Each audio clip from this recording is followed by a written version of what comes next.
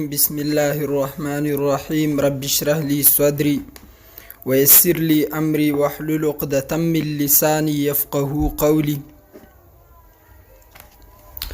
یولسم نمبر عقیده زمنګ دا الله تعالی موجود بلا جسم بلا جهت بلا مکان.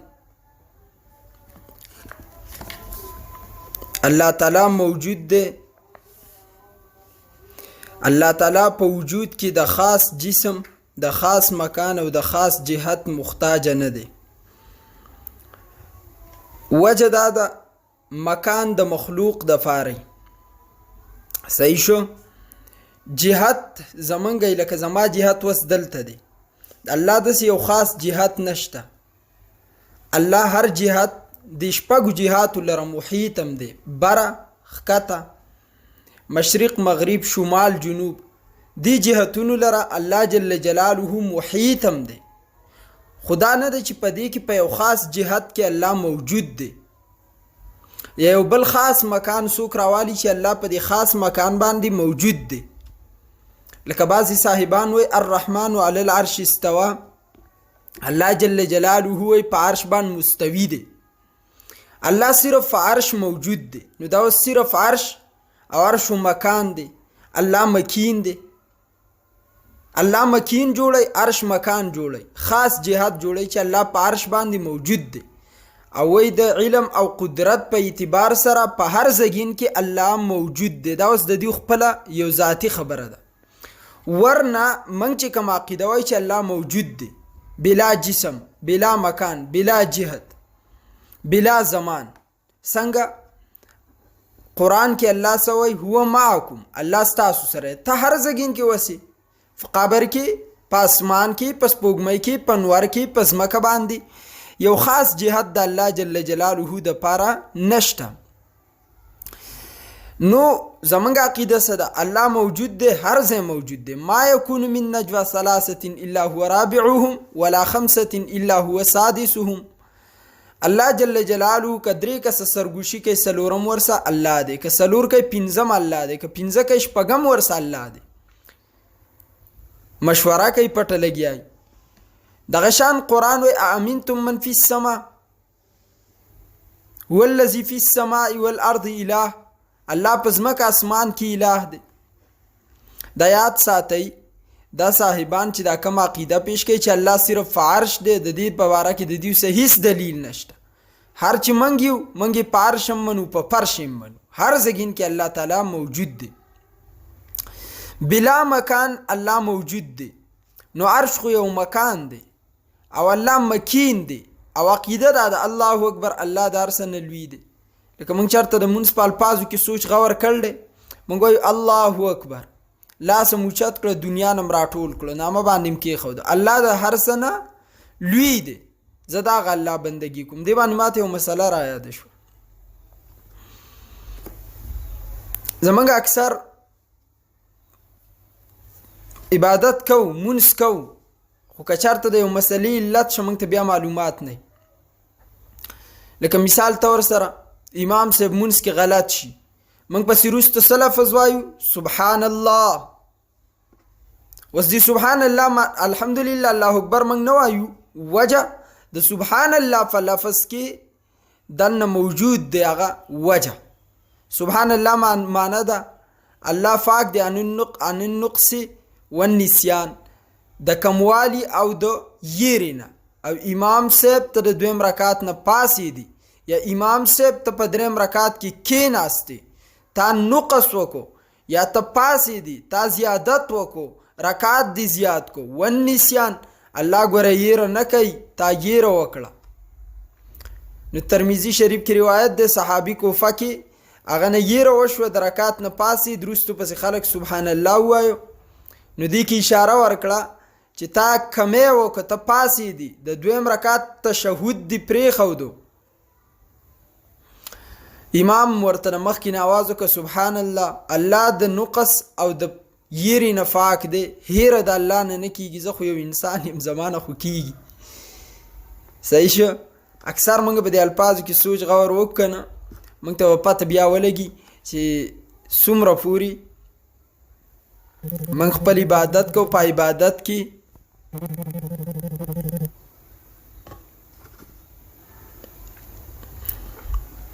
سوجه او کمال پروت دی. دغه شان موږ چې الله اکبر وایو، الله د هر څه نه لوی دی.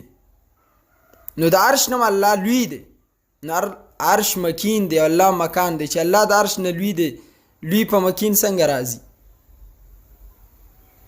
پوه شوئ زما په مسله باندې؟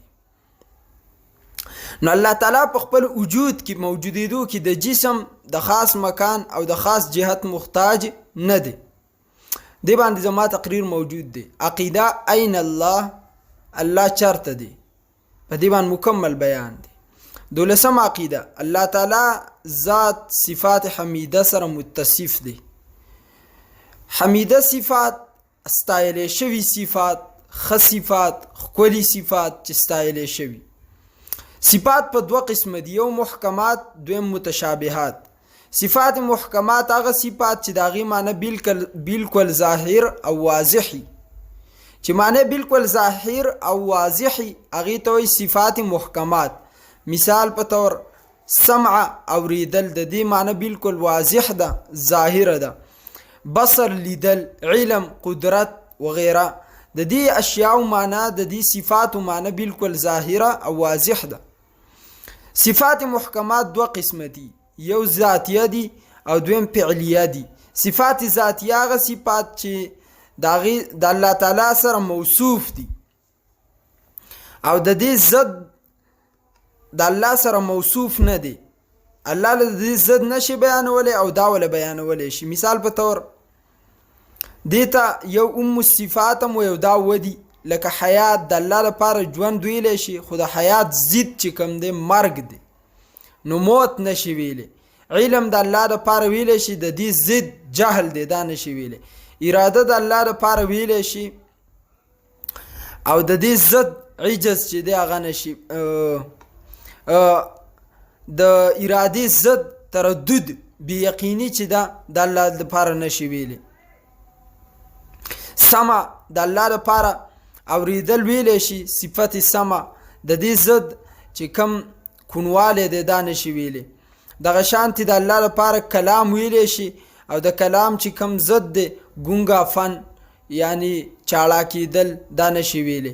نو دې ته وایي صفات ذاتیه، چې د کومو صفاتو د الله سره موصوفي او د هغې ضد د الله سره موصوف کولی نشي. یعنی دا صفات د الله لپاره بیانولی شي، خو د دې صفاتو ضد چې کم دی هغه نشي بیانولی. دویم فعلیه دی، هغه صفات چې د الله تعالی سره موصوف دي او د هغې ضد هم د الله سره موصوف کیدی شي، لیکن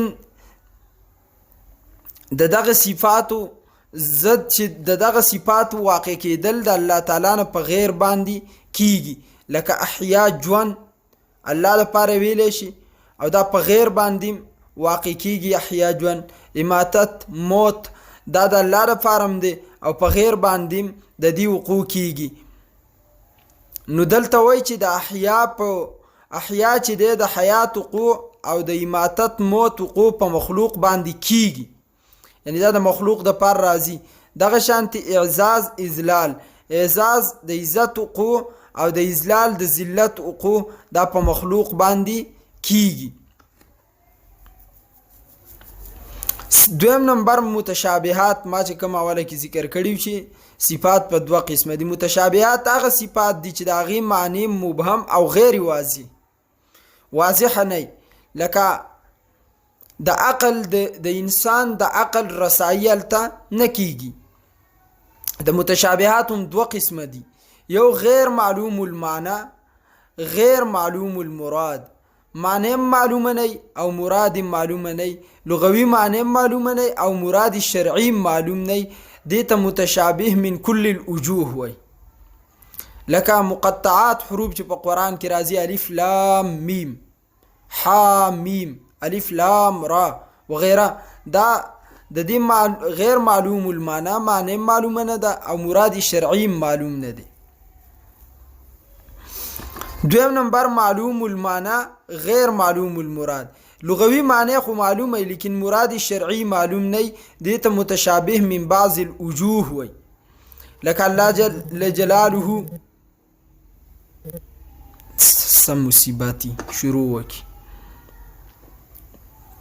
لکه قرآن کریم کې د الله دپاره ید، وجه، ساق، عین دا الفاظ چې کله راشي نو معنی خو معلومه د لغوي، لیکن شرعي مراد معلوم نه دی.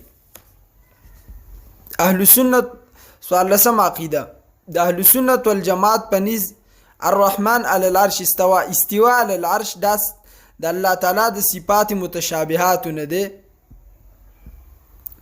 چې حقیقی معنی الله تعالی ته معلومه ده او په قرآن مجید کې د دې ظاهری معنی مراد نه ده. البته په درجه د ګمان کې د دې معنی څه بیان شوی ده؟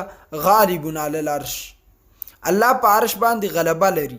لکه الرحمن علی العرش استوا مثال په تور خلک وایي الله صرف پارش دی، دا معنی نه ده بلکې الله پارش غلبه لري.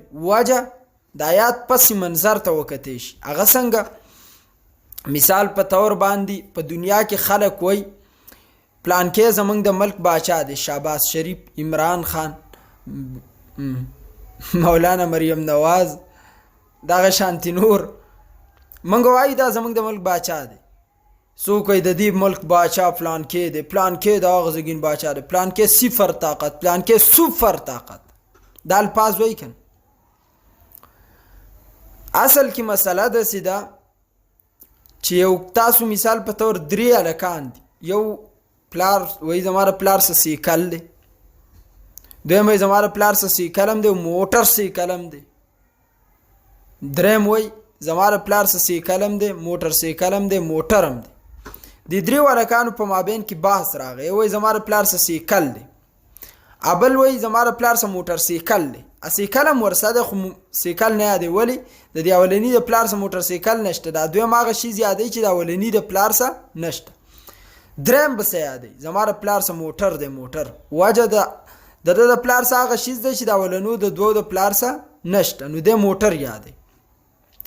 دغه شانتي خلق په ظاهر باندې په دنیا کې باچایانی ني، حکمرانی ني، نو د دې ملک حکمران دا دی، زما څه دا شیز دی او اسمان ته خود دې رسایي نه کیږي، خو اسمان په نظر راځي. دیو جن الله جل جلاله دسی جمله فرمایله خلقو ته، دسی آیات قرآن کې نازل کو چې په ځای باندې تمام مخلوق خاموش کو، چې په ځمکه خو هم زما باچایي ده خو ظاهري طور تاسو په دې باندې پوره پره کوئ. لکه څنګه چې د اولنی الک د پلار د دریم الک د پلار سره سیکل شته خو سیکل نه یادې، موټر سیکل شته خو نه یادې، ولی دا د دې اسی ظاهري طور د دې دوه د پلارانو سشته. الله وای زما په عرشم غلبه ده، تاسو د ځمکې د غلبې د باچای خبرې کوي، تاسو د اسمان د غلبې د باچای خبرې کوي چې تاسو ورته نظر راسي، تاسو رسایي ورته نه کیږي، زما په عرشم غلبه ده. نو اهل سنت والجماعت د دې معنا علی خو په درجه د ګمان کې باقی د دې مراد الله ته صحیح معلوم دی چې الله جل جلاله په عرش غلبه لري. ځکه کله چې عرش نو الله چرته بیان ته رجوع وکړي.